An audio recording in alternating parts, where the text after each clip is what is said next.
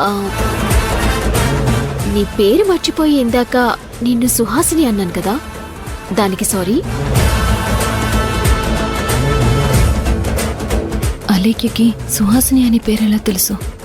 అది కూడా పర్టికులర్గా సుహాసినితోనే అనింది అంటే ఏదో జరిగింది. అదేంటో తెలుసుకోవాలి. తెలుసుకుంటాను.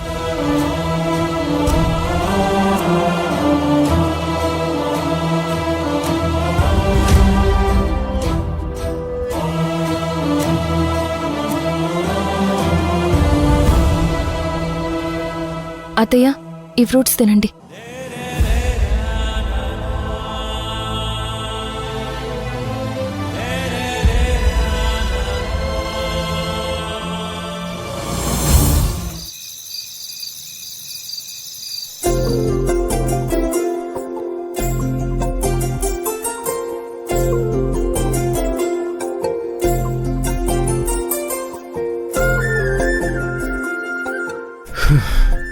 భూమి, మొత్తం మీద రాఘవన్నయ్యని వదిన్ని దగ్గర చేయగలిగాం. ఇంకా నువ్వెందుకు బాధపడుతున్నావు? వాళ్ళిద్దరికీ పెళ్ళయింది. ఏదో చిన్న చిన్న గొడవల వల్ల విడిపోయే పరిస్థితి వచ్చింది. కానీ మనం ఎప్పుడూ వాళ్ళిద్దరూ కలిసి ఉండాలనే కోరుకున్నాం.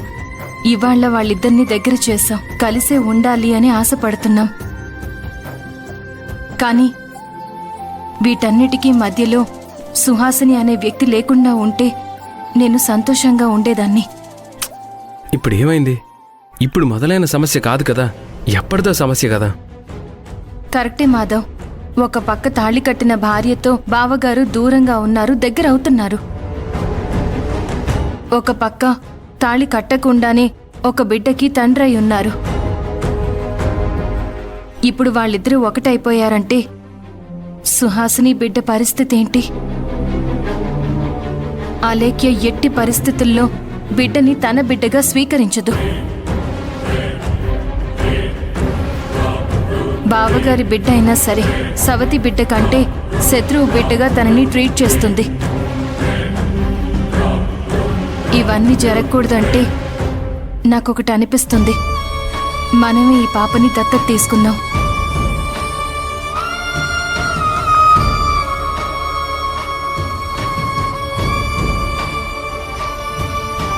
ఏంటి మాధవ్ ఆలోచిస్తున్నావు? నేనేమైనా తొందరపడి ఆ నిర్ణయం తీసుకున్నాను అనుకుంటున్నావా? లేదు భూమి, నేనందరికీ నా కూతురు నా వారసురాలని చెప్పేశాను. కాకపోతే నువ్వన్నట్లు అన్నిటికీ అనుకూలంగా ఉండి అలేకి యాక్సెప్ట్ చేయగలిగి ఉంటే ఆ పాపని అన్నయ్య పాపగా లోకానికి పరిచయం చేసేవాళ్ళం. అది జరగదని ఫిక్స్ అయిన తర్వాత ఈ పాప భవిష్యత్తు గురించి నువ్వు తీసుకున్న నిర్ణయమే కరెక్ట్ అనిపిస్తుంది. ఎందుకంటే ఈ 4 గోడల మధ్య పాప నా కూతురని చెప్పగలిగాను. కానీ సమాజానికి ఏం చెప్పాలి? పాప ఎదుగుతుంది, స్కూల్లో జాయిన్ చేయాలి. నలుగురు ఈ పాప ఎవరు, భూమి మాధవ్ భార్యాభర్తలైతే ఈ పాప ఎక్కడి నుంచి వచ్చిందని మాట్లాడకూడదంటే నువ్వు చెప్పిందే కరెక్ట్.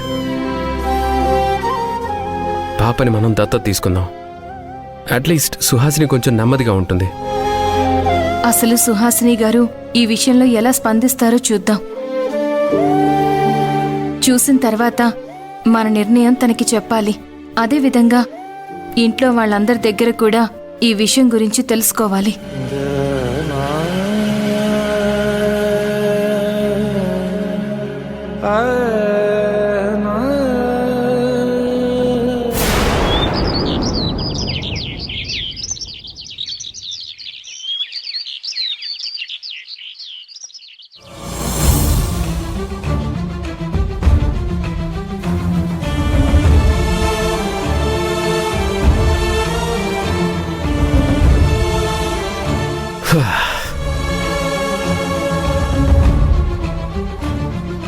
ఇప్పుడు నా మనసు కొంచెం ప్రశాంతంగా ఉంది భూమి. అమ్మ పడుతున్న బాధని కొంతవరకైనా తీర్చగలిగాం. ఇక నుండైనా మనం చేసే పనులు కొంచెం జాగ్రత్తగా ఆలోచించి ఆచితూచి చేయాలి.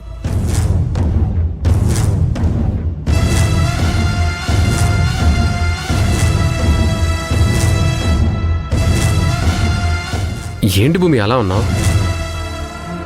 నువ్వన్నది నిజమే మాధవ్. అత్తయ్య బాధని మనం కొంతవరకైతే తీర్చగలిగాం. కానీ మరి సుహాసిని గారి సంగతి ఏంటి? సుహాసిని గారి గురించి తలుచుకుంటుంటేనే బాధగా ఉంది మాధవ్. ఎలా అయినా ఆవిడికి న్యాయం చెయ్యాలి. ఇన్ని రోజులు పడ్డ బాధల్ని దూరం చెయ్యాలి. ఇదే కదా మనం మొదటి నుంచి అనుకుంటున్నాం. కానీ ఇప్పుడు ఇంట్లో కొత్తగా సమస్య వచ్చిందని మన స్వార్థం కోసం మన నిర్ణయం తీసుకున్నట్టుగా ఇప్పుడు రాఘవ బావ గురించి, అత్తయ్య గురించి, అలేఖ్య గురించి ఆలోచిస్తున్నాము.